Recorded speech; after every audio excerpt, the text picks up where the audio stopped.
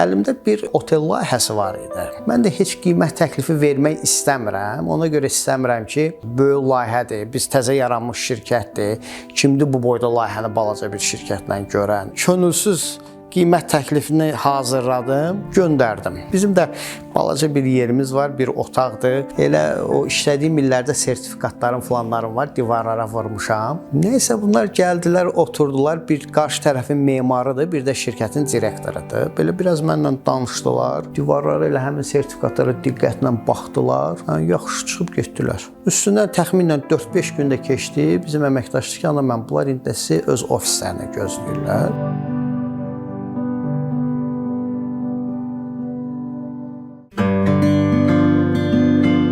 Mən Anar Zeynalov, Azali şirkətinin təsisçisiyəm. Azali şirkəti müxtəlif korporativ layihələr həyata keçirdən mebel şirkətidir. Mebel və metal mebel istehsal edirik. Orta statistik Azərbaycan ailəsində doğulmuşam. Atam dövlət məmuru idi. Uşaq vaxtından bizi o ruhla, o tərbiyə ilə böyüdürdü ki, normal, stabil bir yerdə işləmək lazımdır. Əgər hörmət görmək istəyirsənsə, daimi stabil bir işin olmalıdır.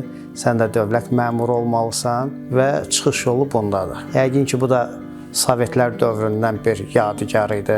Valideynim idi. Təbii ki, dediklərini diqqətə alırdım, amma daxildə mənim razı olmadığım şeylər var idi. Sanki hiss eləyirdim ki, bu yol mənim yolum deyil, mən daha sərbəst ruhlu adamam. Amma bütün bunlara baxmayaraq valideynlərimin baskısı ilə hüquq fakültəsinə daxil oldum. Oranı bitirdim. Hər bir Azərbaycanlı kişisi kimi hərbi xidmətdə oldum. Hərbi xidmətdən qayıdandan sonra çoxlu müzakirələr getdi ki, bəs sən özü də hüquqşünas idi, məmur idi.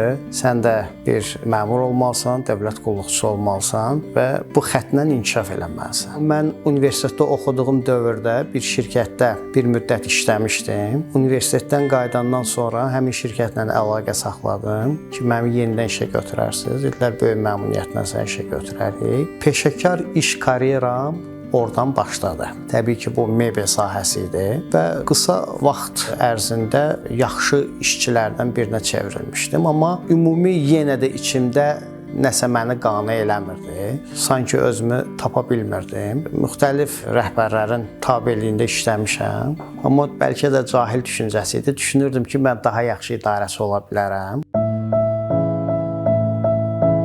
Əslində məndən soruşsaz ki, necə oldu sahibkar oldunuz? Bir yaxşı deyim var da, deyir, pis qonşu bizi yaxşı ev sahibi elədi.